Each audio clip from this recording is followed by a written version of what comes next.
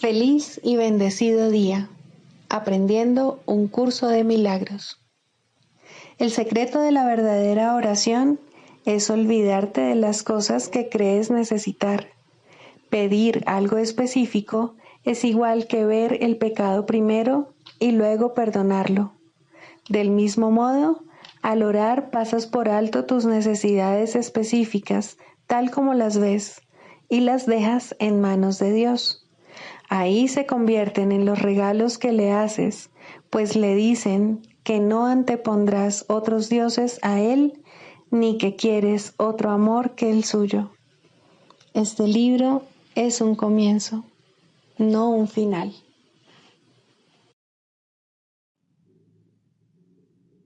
Del prefacio, que postula, párrafo 7.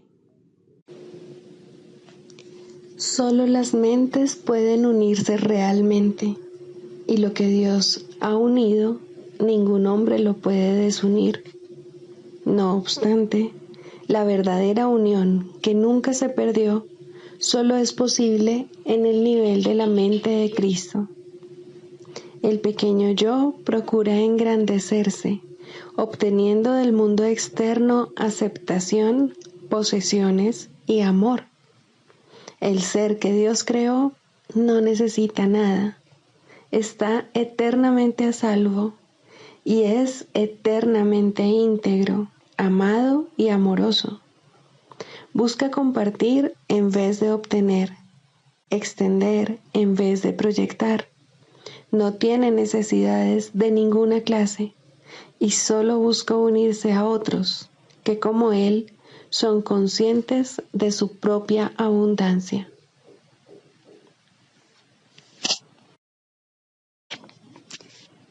Introducción. Este es un curso de milagros. Es un curso obligatorio.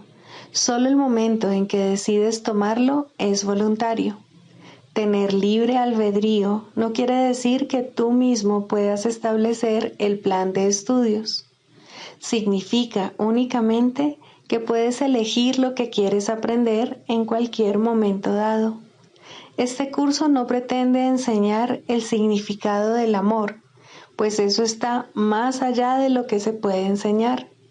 Pretende, no obstante, despejar los obstáculos que impiden experimentar la presencia del amor, el cual es tu herencia natural. Lo opuesto al amor es el miedo, pero aquello que todo lo abarca no puede tener opuestos. Este curso puede, por lo tanto, resumirse muy simplemente de la siguiente manera. Nada real puede ser amenazado. Nada irreal existe. En esto radica la paz de Dios. Capítulo 1. El significado de los milagros. Primero, principios de los milagros. Principio 32. Yo inspiro todos los milagros que en realidad son intercesiones. Interceden en favor de tu santidad y santifican tus percepciones. Al ubicarte más allá de las leyes físicas, te elevan a la esfera del orden celestial. En ese orden, tú eres perfecto. Capítulo 22. La salvación y la relación santa. Primero, el mensaje de la relación santa. Deja que la razón dé otro paso. Si atacas a quien Dios quiere sanar y odias a quien Él ama, entonces tú y tu Creador tenéis voluntades diferentes. Pero si tú eres su voluntad, entonces debes creer que tú no eres quien eres. Puedes ciertamente creer esto, y de hecho lo crees, y tienes fe en ello, y encuentras muchas pruebas a su favor. ¿Y de dónde procede, te preguntas, tu extraño desasosiego, tu sensación de estar desconectado y tu constante temor de que tú no signifiques nada? Es como si hubieses llegado hasta aquí a la deriva sin ningún plan, excepto el de seguir vagando, pues solo eso parece seguro.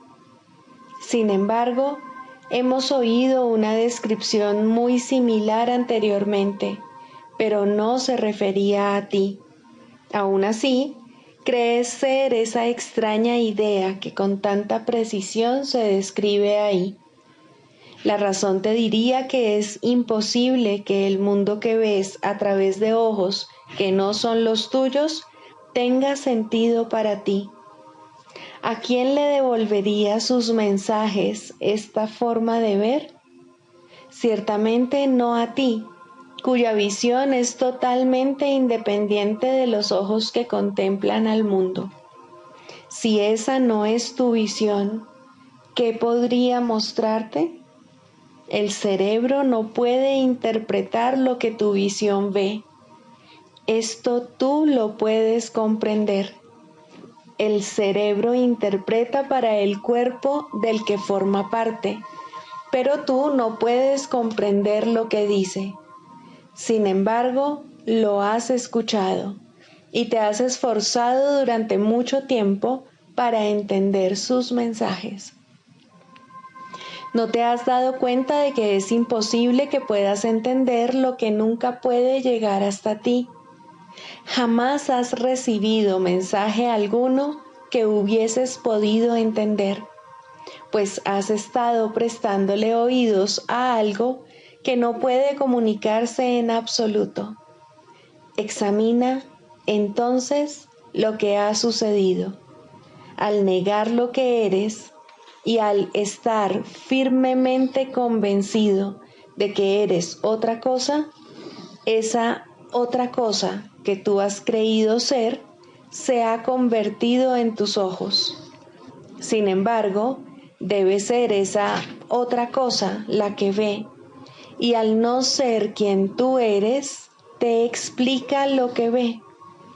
Tu verdadera visión haría, por supuesto, que todo esto fuese innecesario, pero si tus ojos están cerrados y le pides a esa cosa que te dirija y te explique el mundo que ve, no verás razón alguna para no escuchar lo que te dice, ni para sospechar que no es verdad. La razón te diría que es imposible que sea verdad, porque tú no lo entiendes.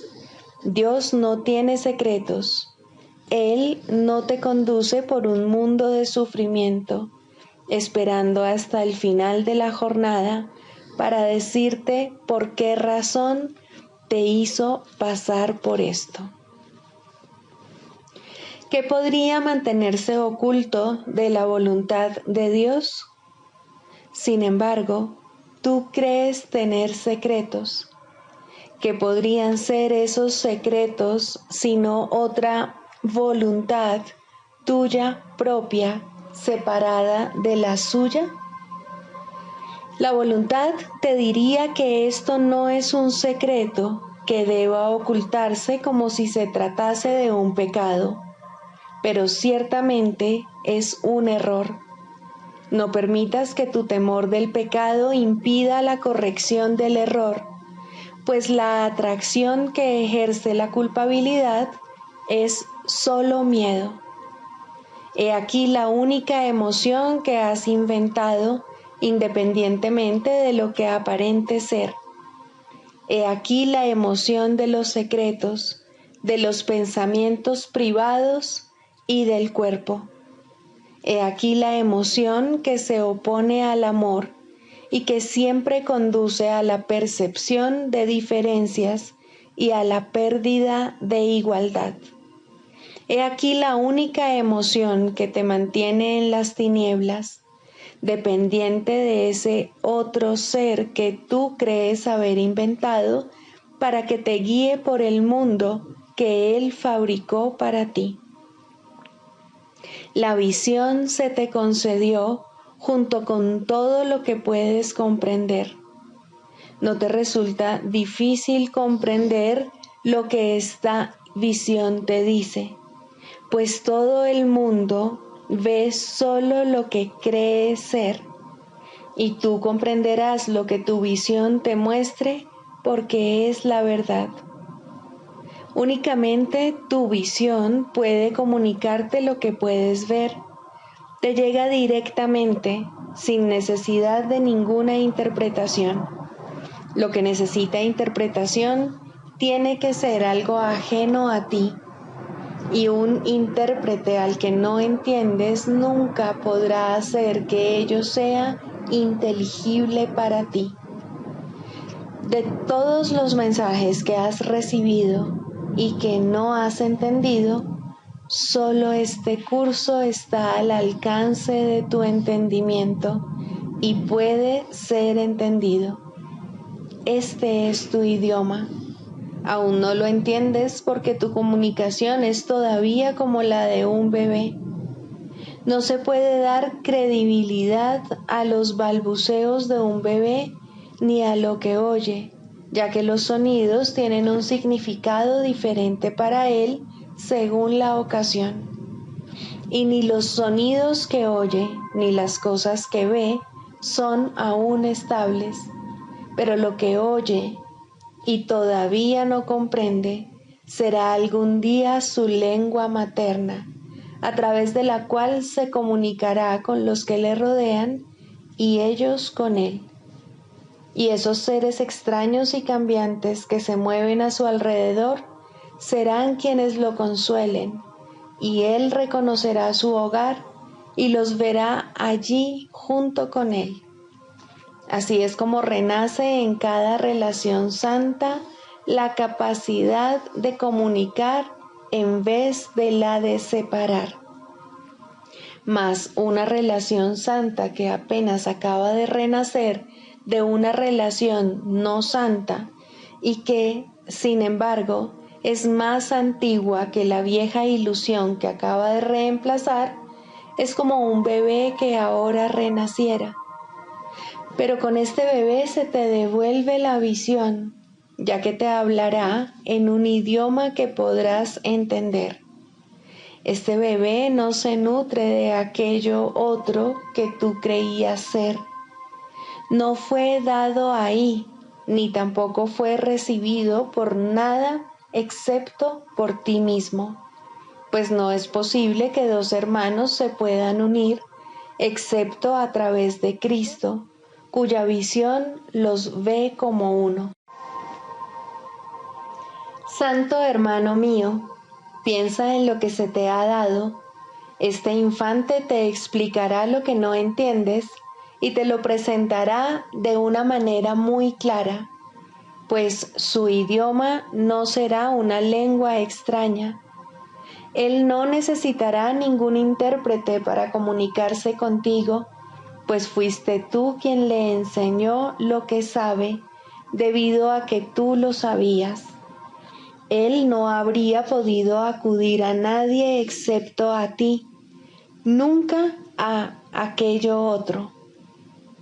Donde Cristo ha entrado, nadie está solo, pues Él nunca podría encontrar su morada entre los que creen estar separados. Mas Él tiene que renacer en su hogar de antaño, tan aparentemente nuevo y, sin embargo, tan inmemorial como Él, como un pequeño recién llegado que depende de la santidad de tu relación para sobrevivir. Ten por seguro que Dios no puso a su Hijo en manos de quien no es digno de Él. Solamente lo que es parte de Dios es digno de estar unido, y es imposible que nada que no sea parte de Él pueda unirse. La comunicación tiene que haberse restablecido entre los que se unen, ya que nunca se habrían podido unir a través de sus cuerpos. ¿Qué es lo que los ha unido entonces? La razón te diría que tuvieron que haberse visto el uno al otro a través de una visión que no era del cuerpo y haberse comunicado en un lenguaje que el cuerpo no habla. No pudo tampoco haber sido una visión o sonido atemorizante lo que tan dulcemente los unió. Fue más bien que cada uno vio en el otro un perfecto refugio donde su ser podía renacer a salvo y en paz. Así se lo dijo la razón y así lo creyó, porque era la verdad. He aquí la primera percepción directa que puedes construir, y la construyes a través de una conciencia que es más antigua que la percepción y que, sin embargo, renace en un instante. Pues, ¿qué es el tiempo para lo que siempre ha sido como es? Observa lo que ese instante trajo consigo: el reconocimiento de que aquello otro que tú pensabas ser era solo una ilusión, y la verdad brotó instantáneamente para mostrarte dónde se encuentra tu ser. Al negar las ilusiones, invitas a la verdad, pues al negarlas reconoces que el miedo no significa nada. En el santo hogar donde el miedo es impotente, el amor entra dando las gracias, agradecido de ser uno con vosotros que os unisteis para dejarlo entrar. Cristo acude a lo que es semejante a Él, a lo que es lo mismo, no a lo que es diferente, pues siempre se siente atraído hacia sí mismo. ¿Qué se asemeja más a Él que una relación santa? Y lo que hace que tú te sientas atraído hacia tu hermano es lo que hace que Él se sienta atraído hacia ti. Ahí su dulzura y su benévola inocencia están a salvo del ataque, y ahí Él puede regresar con confianza, pues la fe que depositas en otro es la fe que depositas en Él. No cabe duda de que estás en lo cierto al considerar a tu hermano el hogar que Cristo ha elegido, pues al hacer eso ejerces tu voluntad junto con la de Cristo y la de su Padre. Esto es lo que la voluntad de tu Padre dispone para ti y la tuya junto con la de Él. Y el que se siente atraído hacia Cristo, se siente atraído hacia Dios, tan irremediablemente como Cristo y Dios se sienten atraídos hacia toda relación santa. La morada que ha sido preparado para ellos, a medida que la tierra se convierte en el cielo.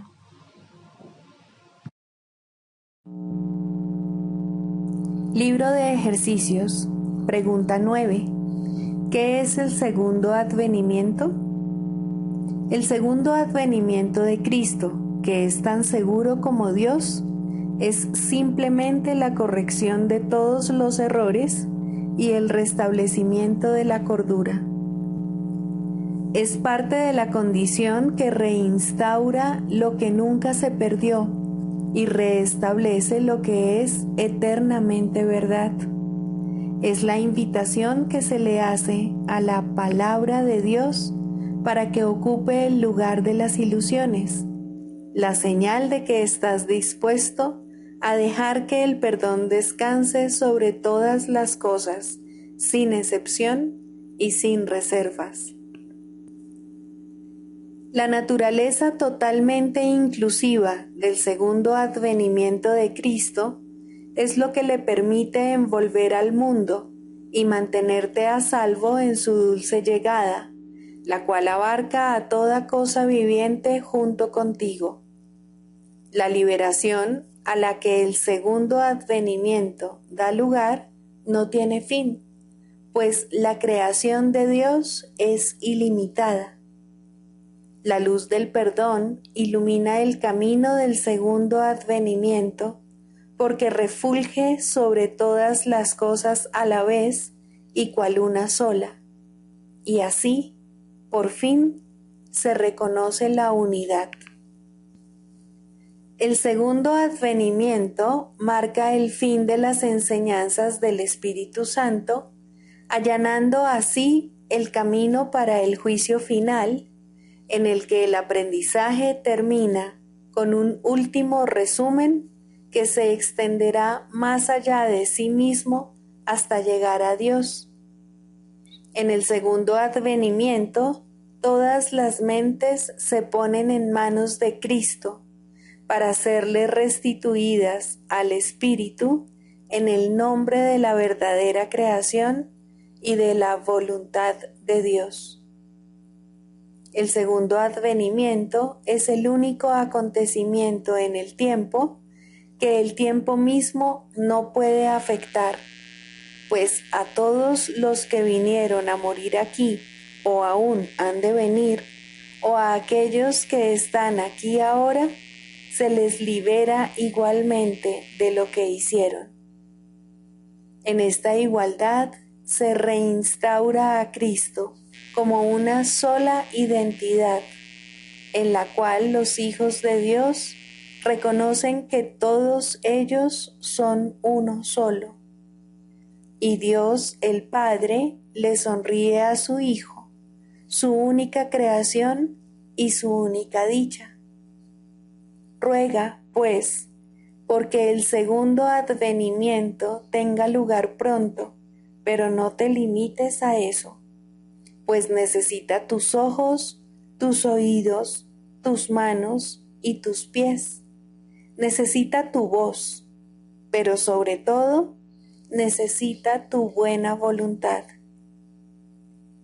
Regocijémonos de que podamos hacer la voluntad de Dios y unirnos en su santa luz. Pues mirad, el Hijo de Dios es uno solo en nosotros y podemos alcanzar el amor de nuestro Padre a través de Él. Lección 304. Que mi mundo no nuble la visión de Cristo.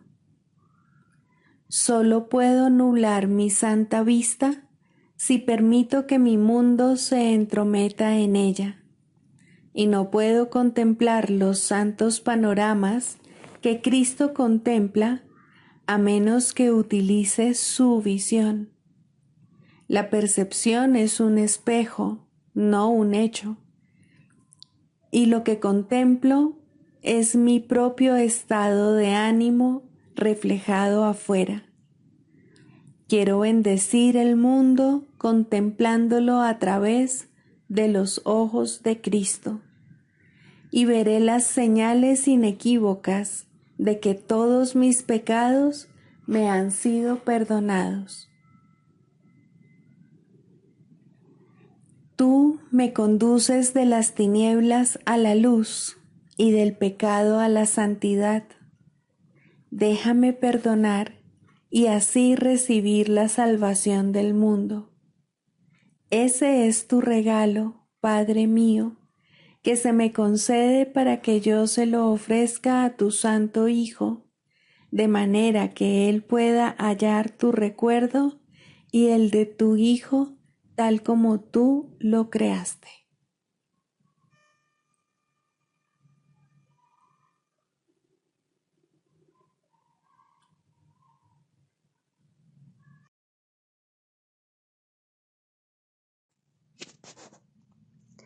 Del Manual para el Maestro, pregunta 4. ¿Cuáles son las características de los maestros de Dios? 1. Confianza. He aquí la base sobre la que descansa su capacidad para llevar a cabo su función. La percepción es el resultado de lo que se ha aprendido. De hecho, La percepción es lo que se ha aprendido, ya que causa y efecto nunca se encuentran separados. Los maestros de Dios tienen confianza en el mundo, porque han aprendido que no está regido por las leyes que el mundo inventó. Está regido por un poder que se encuentra en ellos, pero que no es de ellos. Este poder es el que mantiene todas las cosas a salvo. Mediante este poder, los maestros de Dios contemplan un mundo perdonado. Una vez que hemos experimentado ese poder, es imposible volver a confiar en nuestra insignificante fuerza propia. ¿Quién trataría de volar con las minúsculas alas de un gorrión cuando se le ha dado el formidable poder de un águila? ¿Y quién pondría su fe en las miserables ofrendas del ego cuando los dones de Dios se encuentran desplegados ante él? ¿Qué induce a los maestros de Dios a efectuar este cambio? A. Desarrollo de la confianza. En primer lugar, tienen que pasar por lo que podría calificarse como un periodo de deshacimiento. Ello no tiene por qué ser doloroso, aunque normalmente lo es. Durante este periodo parece como si nos estuviesen quitando las cosas, y raramente se comprende, en un principio, que estamos simplemente reconociendo su falta de valor. ¿De qué otro modo se iba a poder percibir lo que no tiene valor, a no ser que el perceptor estuviese en una posición desde la que no puede sino ver las cosas de otra manera? Aún no ha llegado al punto en el que puede efectuar el cambio interno totalmente. Por ello, el plan a veces requiere que se efectúen cambios en lo que parecen ser las circunstancias externas. Estos cambios son siempre beneficiosos. Una vez que el Maestro de Dios ha aprendido esto, pasa a la segunda fase. Ahora el Maestro de Dios tiene que pasar por un periodo de selección. Este periodo es siempre bastante difícil, pues al haber aprendido que los cambios que se producen en su vida son siempre beneficiosos, tiene entonces que tomar todas sus decisiones sobre la base de si contribuyen a que el beneficio sea mayor o menor. Descubrirá que muchas cosas, si no la mayoría de las que antes valoraba, tan solo obstruyen su capacidad para transferir lo que ha aprendido a las nuevas situaciones que se le presentan. Puesto que ha valorado lo que en verdad no vale nada, no generalizará la lección por temor a lo que cree que puede perder o deba sacrificar. Se necesita haber aprendido mucho para poder llegar a entender que todas las cosas, acontecimientos, encuentros y circunstancias son provechosos. Solo en la medida en que son provechosos, deberá concedérseles algún grado de realidad en este mundo de ilusiones. La palabra valor no puede aplicarse a nada más. La tercera fase por la que el Maestro de Dios tiene que pasar podría llamarse periodo de renuncia. Si se interpreta esto como una renuncia a lo que es deseable, se generará un enorme conflicto. Son pocos los maestros de Dios que se escapan completamente de esta zozobra. No tiene ningún sentido, no obstante, separar lo que tiene valor de lo que no lo tiene, a menos que se dé el paso que sigue naturalmente. Por lo tanto, el periodo de transición tiene que ser un periodo en el que el Maestro de Dios se siente obligado a sacrificar sus propios intereses en aras de la verdad. Todavía no se ha dado cuenta de cuán absolutamente imposible sería una exigencia así. Esto solo lo puede aprender a medida que renuncia realmente a lo que no tiene valor. Mediante esa renuncia, aprende que donde esperaba aflicción, encuentra en su lugar una feliz despreocupación. Donde pensaba que se le pedía algo, se encuentra agraciado con un regalo. Ahora llega un periodo de asentamiento. Es este un periodo de reposo en el que el Maestro de Dios descansa razonablemente en paz por un tiempo. Ahora consolida su aprendizaje. Ahora comienza a ver el valor de transferir lo que ha aprendido de unas situaciones a otras. El potencial de lo que ha aprendido es literalmente asombroso, y el Maestro de Dios ha llegado a un punto en su progreso desde el que puede ver que en dicho aprendizaje radica su escape. Renuncia a lo que no quieres y quédate con lo que sí quieres. Qué simple es lo obvio y qué fácil. El Maestro de Dios necesita este periodo de respiro. Todavía no ha llegado tan lejos como cree, mas cuando está listo para seguir adelante, marcharán a su lado compañeros poderosos. Ahora descansa por un rato y los convoca antes de proseguir. A partir de ahí, ya no seguirá adelante solo. La siguiente fase es ciertamente un periodo de inestabilidad. El Maestro de Dios debe entender ahora que en realidad no sabía distinguir entre lo que tiene valor y lo que no lo tiene. Lo único que ha aprendido hasta ahora es que no desea lo que no tiene valor y que sí desea lo que tiene. Su propio proceso de selección, no obstante, no le sirvió para enseñarle la diferencia. La idea de sacrificio, tan fundamental en su sistema de pensamiento, imposibilitó el que pudiese discernir. Pensó que había aprendido a estar dispuesto, pero ahora se da cuenta de que no sabe para qué sirve estar dispuesto. Ahora tiene que alcanzar un estado que puede permanecer fuera de su alcance por mucho, mucho tiempo. Tiene que aprender a dejar de lado todo juicio y a preguntarse, en toda circunstancia, qué es lo que realmente quiere. De no ser porque cada uno de los pasos en esta dirección está tan fuertemente reforzado, cuán difícil sería darlos. Finalmente, llega un periodo de logros. Ahora es cuando se consolida su aprendizaje. Lo que antes se consideraba simples sombras se han convertido ahora en ganancias substanciales con las que puede contar en cualquier emergencia, así como también en los periodos de calma.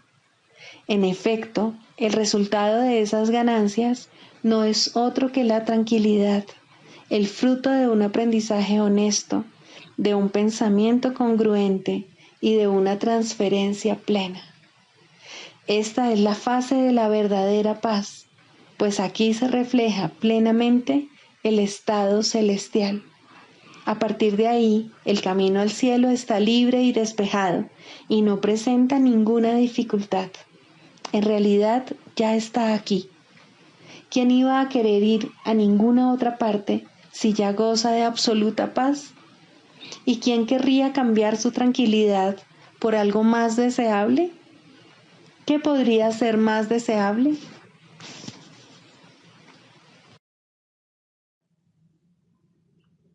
Manual para el Maestro, pregunta 16. ¿Cómo debe pasar el día el Maestro de Dios? Para un Maestro de Dios avanzado, esta pregunta es irrelevante. No tiene un programa fijo, pues las lecciones cambian de día en día. Pero el Maestro de Dios está seguro de una sola cosa: las lecciones no cambian al azar. Al darse cuenta de esto y entender que es verdad, el Maestro descansa contento. Se le dirá cuál ha de ser su papel hoy, mañana y siempre. Y aquellos que compartan ese papel con él, le encontrarán para que juntos puedan aprender las lecciones de ese día.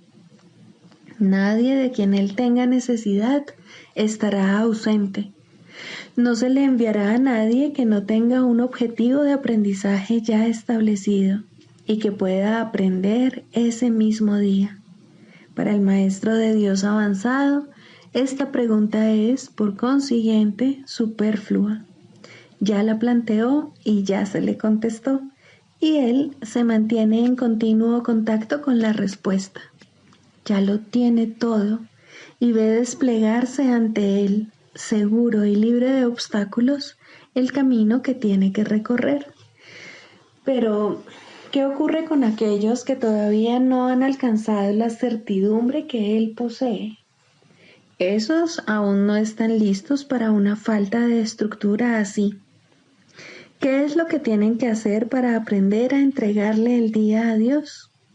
Hay algunas reglas generales a seguir, aunque cada cual debe usarlas a su manera como mejor pueda. Las rutinas como tales son peligrosas porque se pueden convertir fácilmente en dioses por derecho propio y amenazar los mismos objetivos para los que fueron establecidas.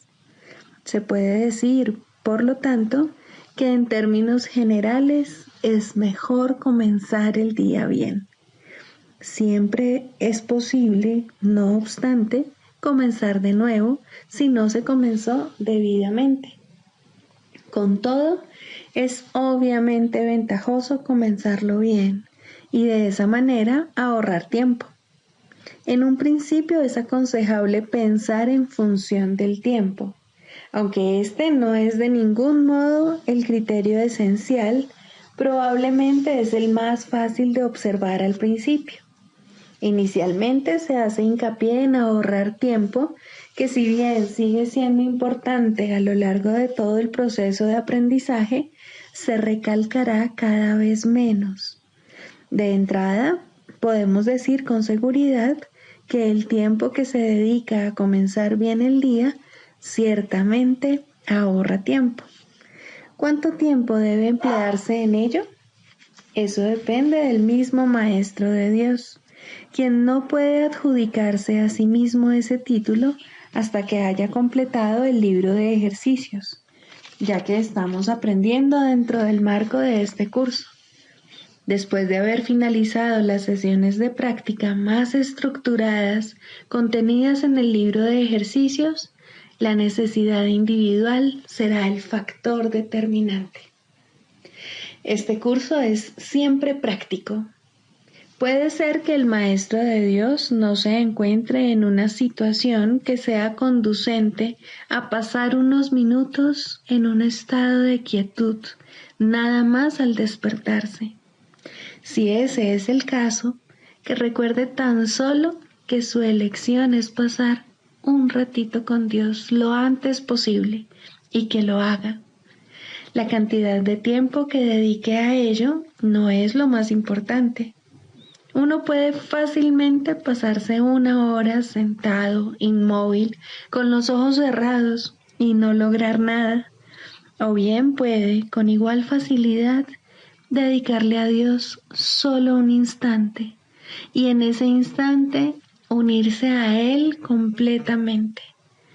Quizá la única generalización que puede hacerse al respecto es la siguiente. Dedica un rato, lo antes posible, después de despertarte, a estar en silencio. Y continúa durante 1 o 2 minutos más después de que haya comenzado a resultarte difícil. Probablemente descubrirás que la dificultad disminuye y desaparece. En caso de no ser así, ese es el momento de parar. Por la noche se debe seguir el mismo procedimiento. Tal vez tu periodo de sosiego deba ser temprano en la noche, si no te es posible hacerlo inmediatamente antes de irte a dormir. No debes hacerlo acostado, es mejor estar sentado, en cualquier postura que prefieras. Habiendo completado el libro de ejercicios, seguramente habrás llegado a algunas conclusiones al respecto. Si te es posible, un momento apropiado para dedicárselo a Dios es justo antes de irte a dormir. Esto pone a tu mente en un estado de reposo y te aparta del miedo. Si te resulta más conveniente hacerlo más temprano, asegúrate al menos de no olvidarte pasar un rato, aunque sea solo un momento, en el que cierras los ojos y piensas en Dios. Hay un pensamiento en particular que debe recordarse a lo largo del día. Es un pensamiento de pura dicha, de paz, de liberación ilimitada, ilimitada porque todas las cosas se liberan dentro de él. Crees que has construido un lugar seguro para ti mismo. Crees que has forjado un poder que te puede salvar de todas las cosas aterradoras que ves en sueños. Pero no es así. Tu seguridad no reside ahí. A lo que renuncias es simplemente a la ilusión de que puedes proteger tus ilusiones. Ese es tu temor y solo ese. Qué insensatez estar atemorizado por nada, nada en absoluto. Tus defensas son inservibles, mas tú no estás en peligro. No tienes ninguna necesidad de ellas.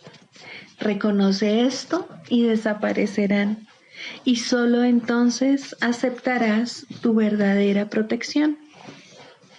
Cuán fácil y tranquilamente transcurre el tiempo para el Maestro de Dios que ha aceptado su protección. Todo lo que antes hacía en nombre de su propia seguridad ha dejado de interesarle, puesto que está a salvo y sabe que lo está. Tienen un guía que no le ha de fallar. No es necesario que haga distinciones entre los problemas que percibe, porque aquel a quien acude reconoce que no hay grados de dificultad en su resolución. Está tan a salvo en el presente como lo estaba antes de que su mente aceptase las ilusiones, y como lo estará cuando las haya abandonado. Su estado no cambia con la ocasión o con el lugar, porque todas las ocasiones y todos los lugares son uno para Dios. En esto reside su seguridad. No tiene necesidad de nada más. Con todo, habrá tentaciones a lo largo del camino que al Maestro de Dios aún le queda por recorrer, y tendrá necesidad de recordarse a sí mismo durante el transcurso del día que está protegido. ¿Cómo puede hacer eso? Especialmente en los momentos en que su mente está ocupada con cosas externas. Lo único que puede hacer es intentarlo, y su éxito dependerá de la convicción que tenga de que va a triunfar. Deberá tener absoluta certeza de que su éxito no procede de él, pero que se le dará en cualquier momento, lugar o circunstancia que lo pida. Habrá ocasiones en que su certeza flaqueará, y en el momento en que esto ocurra, el Maestro de Dios volverá a tratar, como antes, de depender únicamente de sí mismo. No olvides que eso es magia, y la magia es un pobre sustituto de la verdadera ayuda. No es suficientemente buena para el Maestro de Dios, porque no es suficientemente buena para el Hijo de Dios. Evitar la magia es evitar la tentación, pues toda tentación no es más que el intento de sustituir la voluntad de Dios por otra. Estos intentos pueden parecer ciertamente aterradores, pero son simplemente patéticos. No pueden tener efectos, ya sean buenos o malos, sanadores o destructivos, tranquilizadores o aterradores, gratificantes o que exijan sacrificio. Cuando el Maestro de Dios reconozca que la magia simplemente no es nada, habrá alcanzado el estado más avanzado. Todas las lecciones intermedias no hacen sino conducirle a este estado y facilitar el que este objetivo esté más cerca de reconocerse, pues cualquier tipo de magia, sea cual sea su forma, es simplemente impotente. Su impotencia explica por qué es tan fácil escaparse de ella. Es imposible que lo que no tiene efectos pueda aterrorizar. No hay nada que pueda sustituir a la voluntad de Dios. Dicho llanamente, a este hecho es al que el Maestro de Dios dedica su día. Cualquier otro sustituto que acepte como real tan solo puede engañarle. mas está a salvo de cualquier engaño si así lo decide. Quizá necesite recordar: Dios está conmigo, no puedo ser engañado. Quizá prefiera usar otras palabras, o solo una, o ninguna.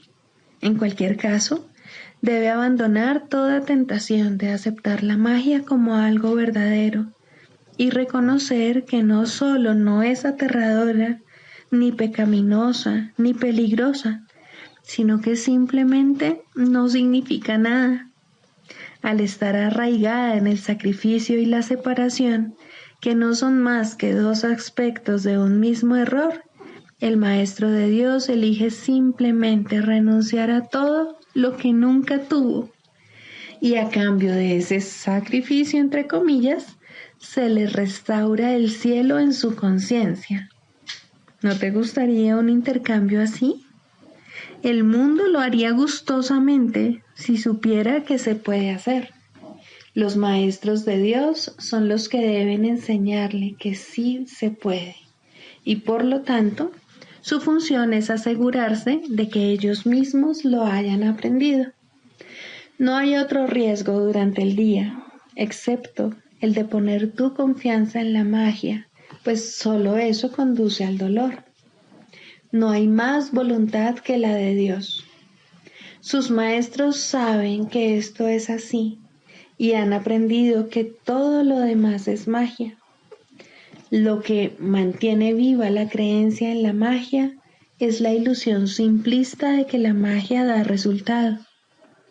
Los maestros de Dios deben aprender a detectar las diversas formas de magia a lo largo de todo su entrenamiento, cada día y cada hora, e incluso cada minuto y cada segundo, y a percibir el hecho de que no significan nada.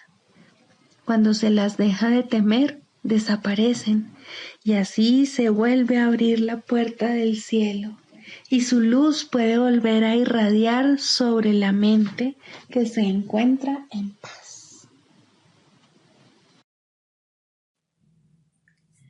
Manual para el maestro. Clarificación de términos. 4. La percepción verdadera, el conocimiento. El mundo que ves no es más que la ilusión de un mundo. Dios no lo creó, pues lo que Él crea tiene que ser tan eterno como Él. En el mundo que ves, no obstante, no hay nada que haya de perdurar para siempre.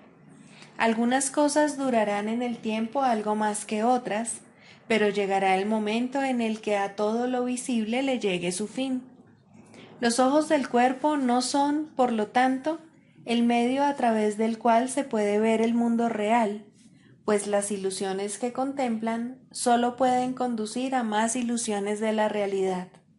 Y eso es lo que hacen, pues todo lo que los ojos del cuerpo ven no solo no ha de durar, sino que además se presta a que se tengan pensamientos de pecado y culpabilidad. Todo lo que Dios creó, por otra parte, está por siempre libre de pecado y por ende, por siempre libre de culpabilidad. El conocimiento no es el remedio para la percepción falsa, puesto que al proceder de distintos niveles jamás pueden encontrarse. La única corrección posible para la percepción falsa es la percepción verdadera. Esta no perdurará, pero mientras dure, su propósito será sanar. La percepción verdadera es un remedio que se conoce por muchos nombres. El perdón, la salvación, la expiación y la percepción verdadera son todos una misma cosa. Son el comienzo de un proceso cuyo fin es conducir a la unicidad que los trasciende a todos. La percepción verdadera es el medio por el que se salva al mundo de las garras del pecado, pues el pecado no existe. Y esto es lo que la percepción verdadera ve. El mundo se yergue como un sólido muro ante la faz de Cristo, pero la percepción verdadera lo ve solo como un frágil velo, tan fácil de descorrer que no podría durar más de un instante. Por fin se ve el mundo tal como es, y ahora no puede sino desaparecer, pues en su lugar ha quedado un espacio vacío que ha sido despejado y preparado. Donde antes se percibía destrucción, aparece ahora la faz de Cristo, y en ese instante el mundo queda olvidado, y el tiempo acaba para siempre al disolverse el mundo en la nada de donde provino. Un mundo perdonado no puede durar mucho. Era la morada de los cuerpos, pero el perdón mira más allá de ellos. En eso radica su santidad. Así es como sana. El mundo de los cuerpos es el mundo del pecado, pues sólo si el cuerpo existiese sería posible el pecado. El pecado acarrea culpabilidad tan irremediablemente como el perdón acaba con ella. Y una vez que ha desaparecido todo rastro de culpabilidad, ¿qué queda que pueda seguir manteniendo al mundo separado y fijo en su lugar? Pues la idea de lugar habrá desaparecido también junto con el tiempo. El cuerpo es lo único que hace que el mundo parezca real, pues, al ser algo separado, no puede permanecer donde la separación es imposible. El perdón prueba que es imposible porque no lo ve, y lo que entonces pasas por alto deja de ser comprensible para ti, tal como una vez estabas seguro de su presencia. Este es el cambio que brinda la percepción verdadera. Lo que antes se había proyectado afuera, ahora se ve adentro, y ahí el perdón deja que desaparezca. Ahí se establece el altar al Hijo, y ahí se recuerda a su Padre. Ahí se llevan todas las ilusiones ante la verdad y se depositan ante el altar. Lo que se ve como que está afuera no puede sino estar más allá del alcance del perdón, pues parece ser por siempre pecaminoso. ¿Qué esperanza puede haber mientras se siga viendo el pecado como algo externo? ¿Qué remedio puede haber para la culpabilidad? Mas, al ver a la culpabilidad y al perdón dentro de tu mente, estos se encuentran juntos por un instante, uno al lado del otro, ante un solo altar. Ahí, por fin, la enfermedad y su único remedio se unen en un destello de luz curativa. Dios ha venido a proclamar lo que es suyo. El perdón se ha consumado. Y ahora el conocimiento de Dios, inmutable, absoluto, puro y completamente comprensible, entra en su reino. Ya no hay percepción, ni falsa ni verdadera. Ya no hay perdón, pues su tarea ha finalizado. Ya no hay cuerpos, pues han desaparecido ante la deslumbrante luz del altar del Hijo de Dios. Dios sabe que ese altar es el suyo, así como el de su Hijo. Y ahí se unen, pues ahí el resplandor de la faz de Cristo ha hecho desaparecer el último instante del tiempo, y ahora la última percepción del mundo no tiene propósito ni causa, pues ahí donde el recuerdo de Dios ha llegado finalmente, no hay jornada, ni creencia en el pecado, ni paredes, ni cuerpos. Y la sombría atracción de la culpabilidad y de la muerte se extingue para siempre.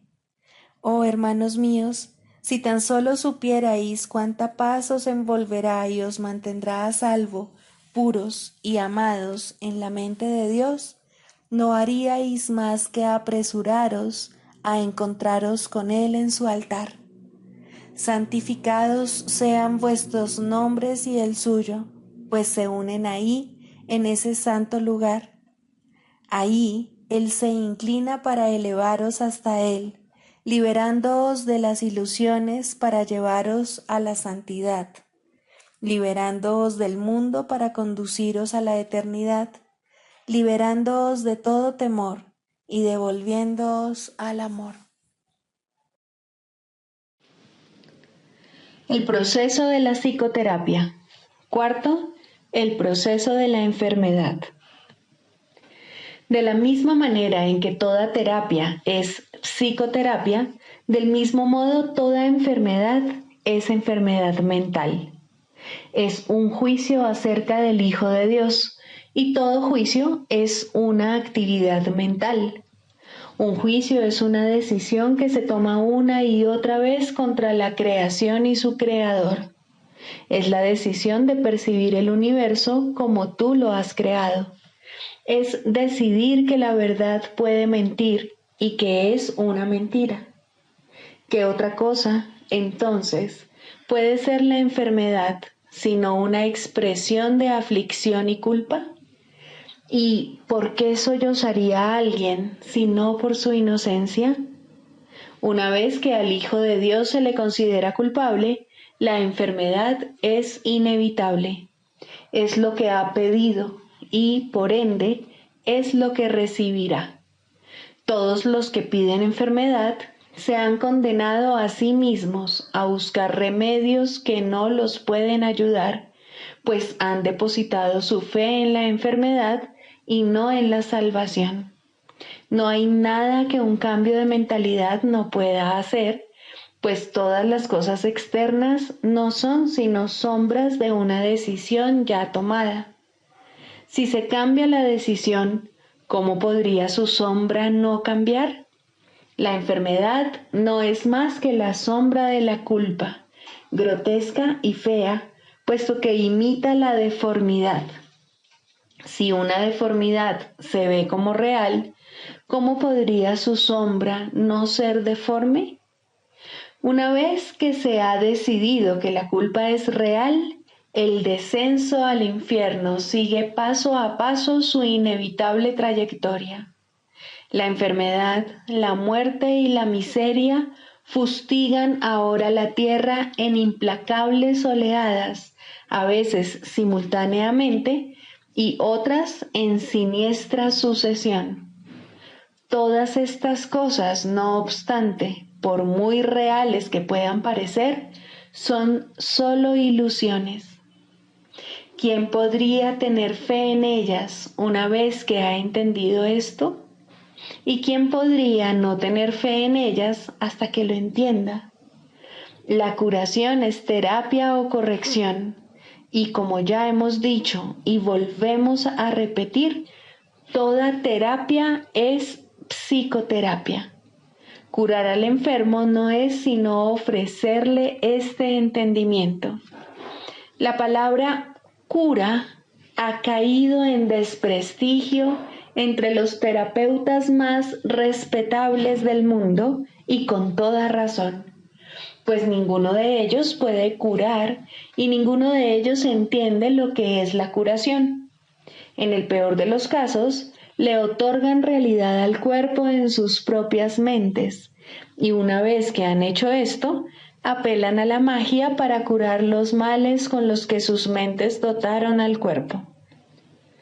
¿Cómo podría este proceso curar? Es ridículo de principio a fin, mas una vez comenzado, del mismo modo ha de concluir. Es como si Dios fuese el diablo y fuera necesario encontrarle en el mal. ¿Cómo podría haber amor ahí? ¿Y cómo podría lo enfermo curar? ¿No son acaso estas dos preguntas la misma? En el mejor de los casos, es posible que los sanadores del mundo, y el término sanadores tal vez sea cuestionable aquí, lleguen a reconocer que la mente es la fuente de la enfermedad. Pero su error estriba en la creencia de que la mente puede sanarse a sí misma. Esto tiene algún mérito en un mundo donde el concepto de grados de error tiene sentido. No obstante, sus curas siguen siendo provisionales, o bien puede que surja otra enfermedad que reemplace a la anterior, pues mientras no se comprenda el significado del amor, la muerte no se ha superado. ¿Y quién puede comprenderlo sin la palabra de Dios que Él dio al Espíritu Santo para que fuese su regalo para ti? Cualquier clase de enfermedad puede definirse como el resultado de verse a uno mismo débil, vulnerable, malvado y en peligro, y, por ende, en constante necesidad de defensa. Sin embargo, si el yo fuese realmente así, cualquier defensa sería inútil. Las defensas que se procuran, por lo tanto, no pueden sino ser mágicas. Deben superar todos los límites percibidos en uno mismo y, simultáneamente, forjar un nuevo concepto propio en el cual el antiguo no tiene cabida. En resumen, el error se acepta como real y se lidia con él mediante ilusiones. Al haberse llevado la verdad al ámbito de las ilusiones, la realidad se ha vuelto una amenaza y se percibe como algo malvado. El amor se vuelve algo temible porque la realidad es amor. De este modo se cierra el círculo contra las incursiones de la salvación. La enfermedad es, por lo tanto, un error y necesita corrección.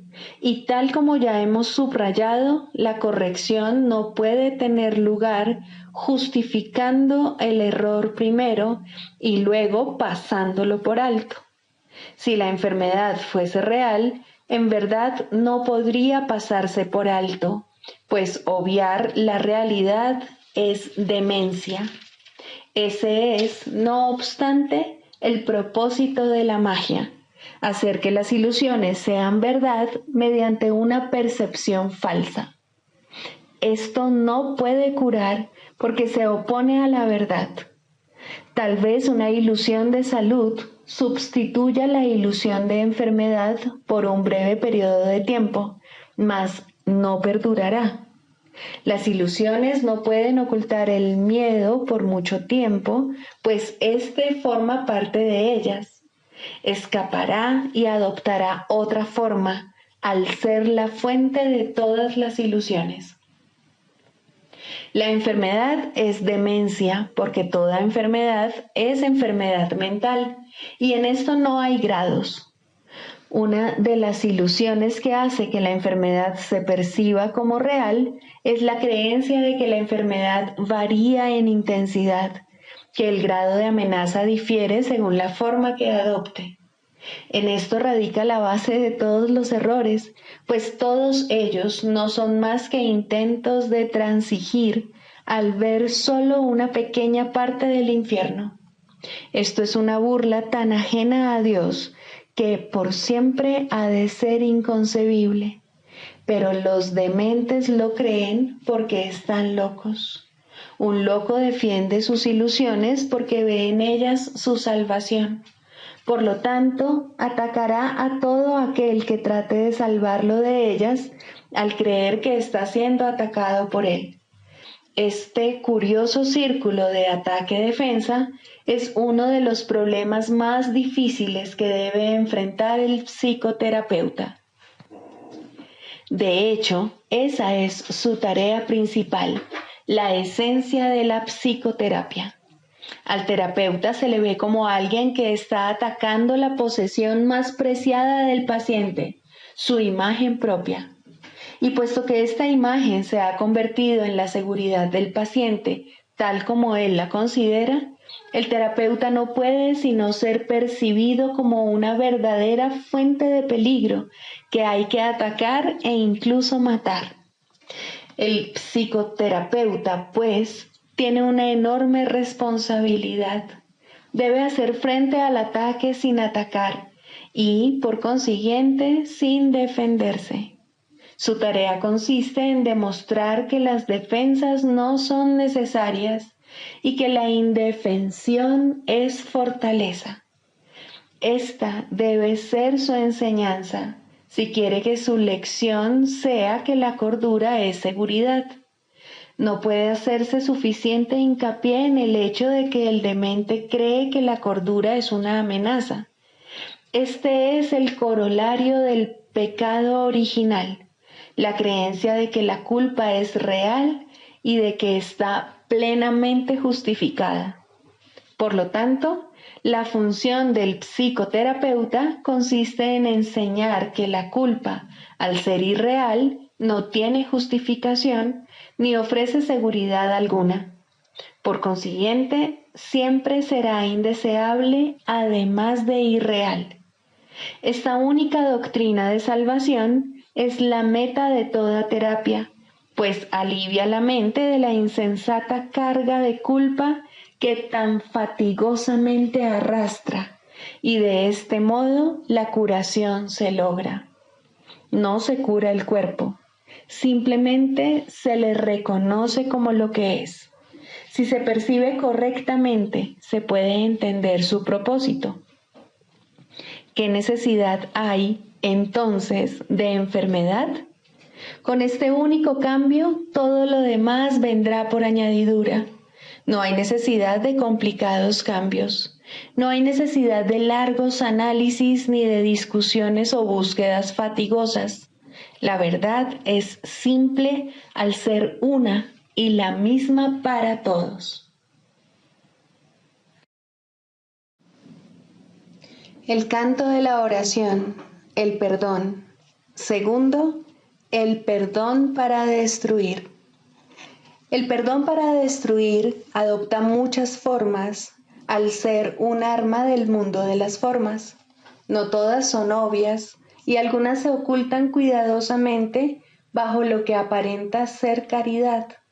Pero todas las formas que parece adoptar tienen una sola meta: separar y hacer que lo que Dios creó igual sea diferente.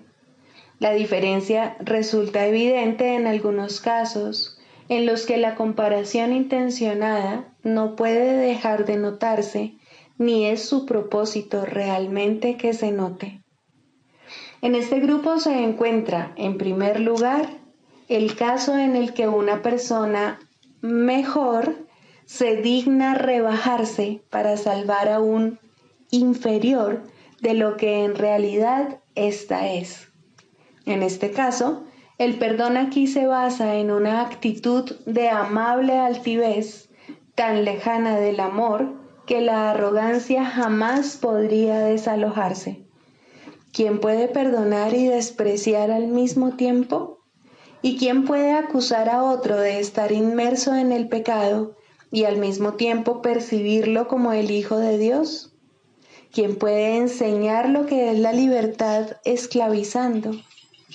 En eso no hay unión, solo aflicción. Eso no es realmente misericordia, eso es la muerte.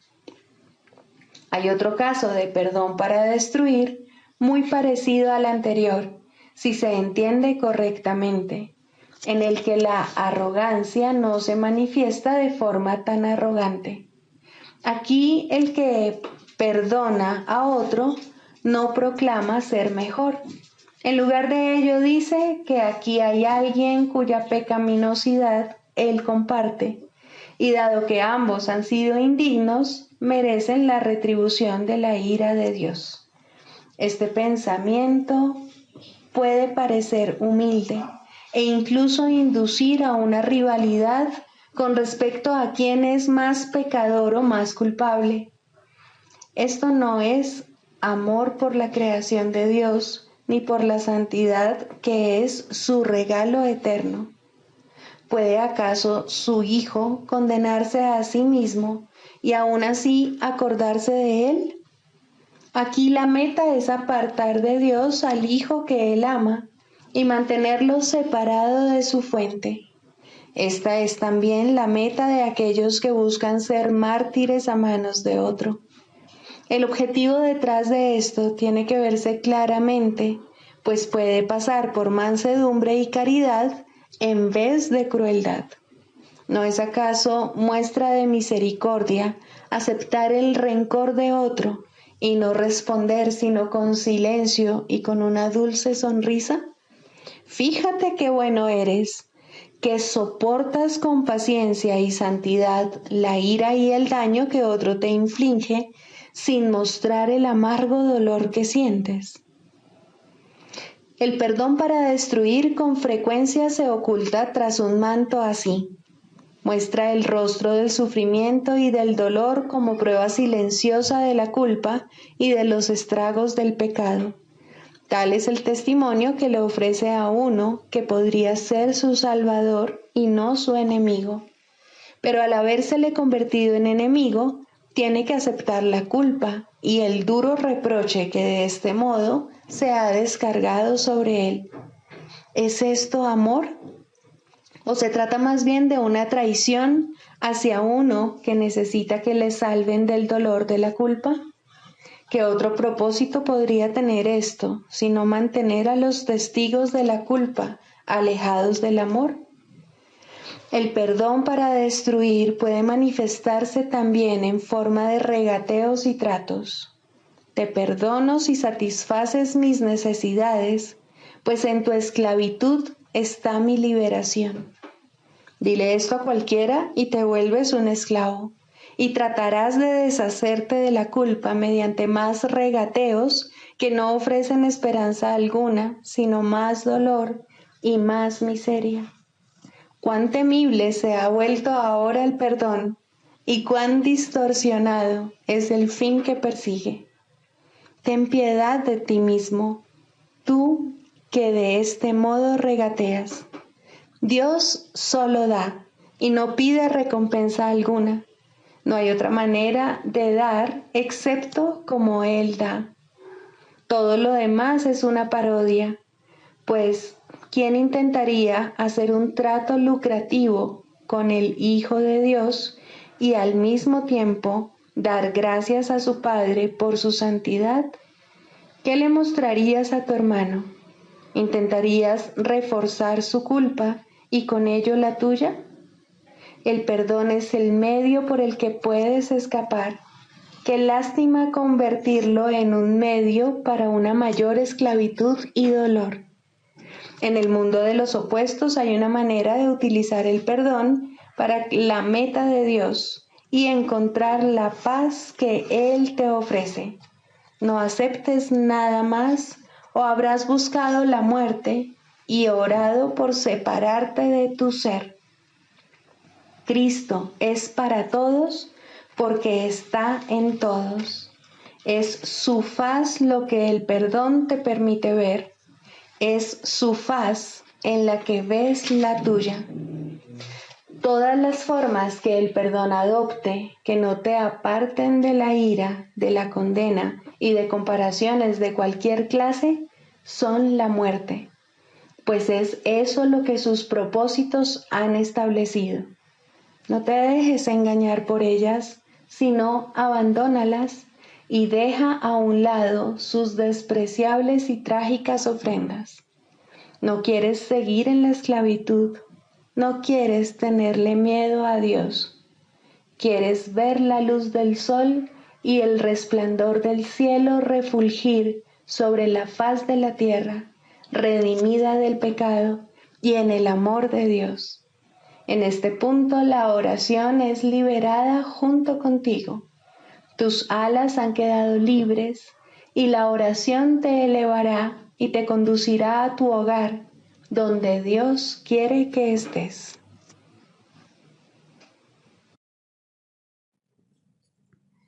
Sigamos a Jesús haciendo del perdón algo tan natural como respirar y algo tan vital como el aire. Amén.